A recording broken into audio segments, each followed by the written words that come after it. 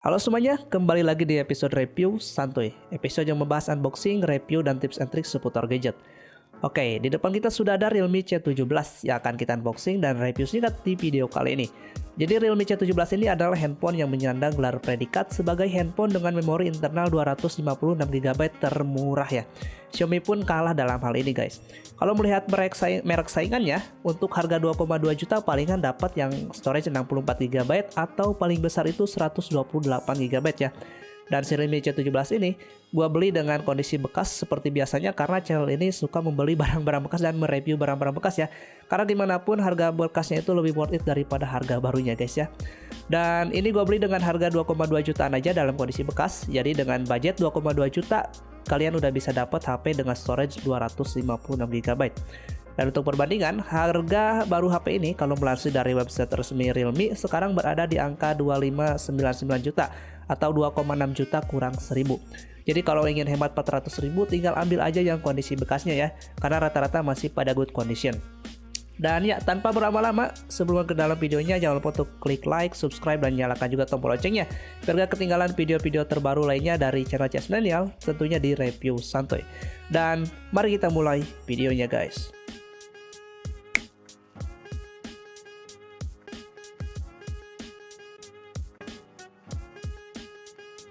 Oke, seperti biasa kita mulai pembahasannya dari box HP-nya dulu ya. Di bagian depan di sini ada tertulis untuk tipenya yaitu C17 dan kemudian bagian bawahnya ada tulisan Realme. Untuk bagian samping kanan ada tulisan Realme C17, kemudian untuk bagian bawah gak ada apa-apa. Untuk bagian samping kiri sama ada Realme C17. Untuk bagian atasnya di sini ada logo Realme ya. Kalau misalkan kita lihat dus dari samping ini benar-benar tebal banget guys ya. Karena gini ya, di sini gua ada dus iPhone 12 yang tentunya sangat tipis banget. Sini gua akan bandingkan pada perbandingannya itu seperti ini guys. Ini benar-benar hampir 3 kali lipat dari dus iPhone 12. Mari kita lihat isinya. Oke, di sini kita bagian sebelum kita unboxing kita ke bagian belakangnya dulu. Di sini ada keterangan speknya, ada fitur-fitur utamanya.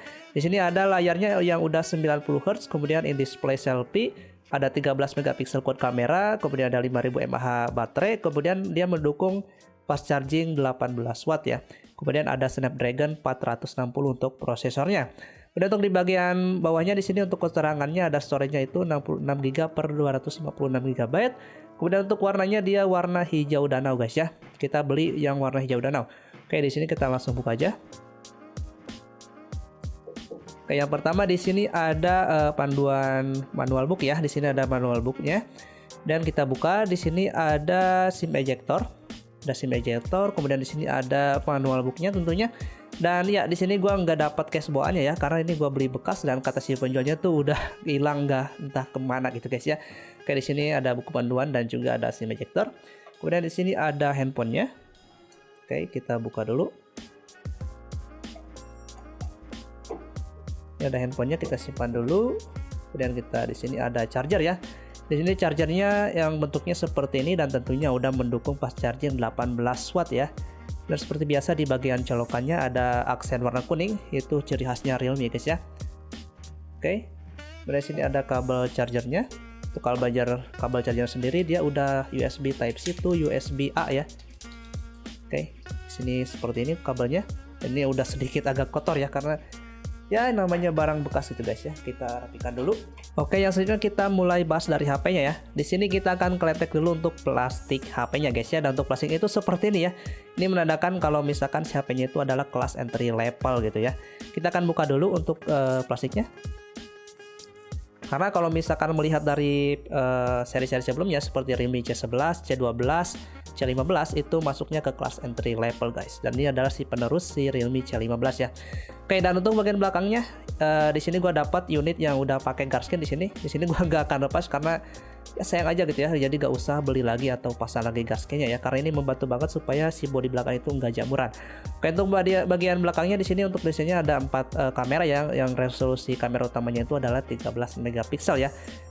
Dan juga ada tombol fingerprint dan juga di sini ada tulisan Realme dan sini ada spesifikasinya atau nomor IMEI-nya juga. Dan untuk misalkan lihat dari bagian belakang sih di sini dia lebih mirip ke saudaranya yaitu Oppo A53 ya. Sini dia lebih mirip ke Oppo A53 guys. Tapi ya ini sih menurut gua untuk desainnya ini main aman banget ya untuk harga HP 2 jutaan. Kemudian untuk bagian samping kanan di sini ada tombol on off ya, dan juga tombol volume up dan down yang dia berada di bagian kanan semua ya. Di sini dengan ada sedikit lekukan di bagian tombol-tombolnya. Dan kemudian di bagian bawahnya di sini ada lubang jack audio. Ya, ini adalah lubang kebahagiaan gitu guys ya. Dan kemudian ada speaker, kemudian ada juga lubang port casan ya yang udah USB Type C tentunya. Kemudian untuk bagian sampingnya di sini hanya ada lubang SIM tray, dan untuk bagian atasnya nggak ada apa-apa. Dan kita mulai bahas dari bagian depannya ya. Oke, di sini dia pakai desain yang kameranya itu seperti ini, udah in display kamera ya, in display selfie kamera. Dan ya untuk layarnya sendiri dia itu pakai resolusi yang masih HD sayangnya, jadi belum Full HD. Tapi kelebihannya itu dia udah pakai layar yang 90 Hz, artinya kalau untuk scrolling itu harusnya lebih smooth guys ya. Dan ya, dia juga masih pakai IPS LCD. Kemudian kita akan masuk ke pengaturannya dulu. Kita akan lihat untuk settingan refresh rate ya, dan di sini dia bisa 90 Hz, ada 60 Hz, dan juga ada pil otomatis. Di sini gue lebih suka yang 90 Hz aja ya. Oke, dan selanjutnya kita bahas dari kecepatan fingerprintnya mungkin ya, karena untuk bagian speknya udah gua tadi sebutkan untuk prosesor. Karena di sini kita akan lebih ke impresi awalnya aja. Di sini kita akan pasang dulu untuk fingerprintnya. Oke guys, di sini gua udah pasang untuk fingerprintnya, dan untuk kecepatannya itu kita tes di sini. Oke, 1 2 3. Oke, di sini dia cukup cepat ya. Di sini bisa gue bilang di sini cukup responsif untuk harga 2,2 jutaan ya. Untuk fingerprint di sini gue suka banget karena untuk kecepatannya cukup responsif dan cepat ya. Oke, dan yang selanjutnya kita bahas dari bagian kameranya ya. Di sini kita untuk yang pertama kita buka dulu untuk aplikasi kameranya. Dan di sini kita bahas dulu dari menu-menunya. Di sini ada yang pertama ada mode malam, kemudian ada video, kemudian ada foto, ada portrait, ada di sini ada menu selengkapnya, ada ultra macro, dan kemudian Google Lens, ada selang waktu, ada mode pakar, dan ada panorama ya. Dan sini kita akan tes untuk hasil kameranya sedikit. Di sini kita foto pot bunga ini aja ya. Untuk hasilnya. Oke, ini untuk hasil dari si lensa utamanya ya, dan kemudian kita lanjut ke lensa ultrawide-nya. Oke, seperti ini.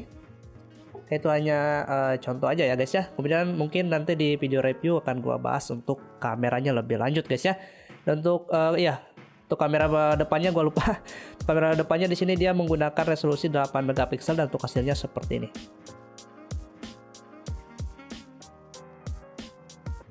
Oke, untuk hasilnya seperti itu. Untuk hasilnya sih di sini lumayan ya, untuk harga 2,2 jutaan untuk kamera bisa dibilang ngepas aja, nggak bagus, nggak terlalu jelek juga.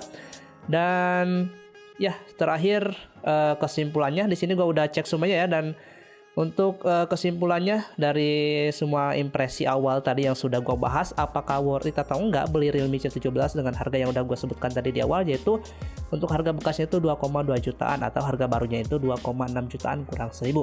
Apakah worth it atau enggak itu tergantung dari kalian sebagai user yang seperti apa pemakaiannya. Jika kalian sebagai orang yang mengharap performa yang ngebut, misalkan kalian butuh handphone untuk bermain game, jawabannya kurang worth it ya, karena Realme C15 ini menggunakan prosesor Snapdragon 460. Bukan gak bisa main game di HP ini, tapi lebih ke performanya yang kurang optimal aja. Mendingan ambil dari merek sebelah seperti Xiaomi atau Pocophone. Tapi jika kalian sebagai user yang pemakaiannya seperti sosmed, streaming YouTube, suka nyimpen foto banyak karena storage-nya itu gede banget, atau main game tapi hanya sebatas selingan aja, ini bisa dibilang recommended banget sih ya. Dan ya, sampai di sini pembahasan singkat kita kali ini tentang Realme C17 ini. Jika punya saran next video kita bikin konten apa, boleh komen aja di bawah, kita diskusi bareng-bareng ya. Dan jangan lupa untuk like dan subscribe serta nyalakan juga tombol loncengnya. Dan ya, kita ketemu lagi di video selanjutnya guys. Thank you.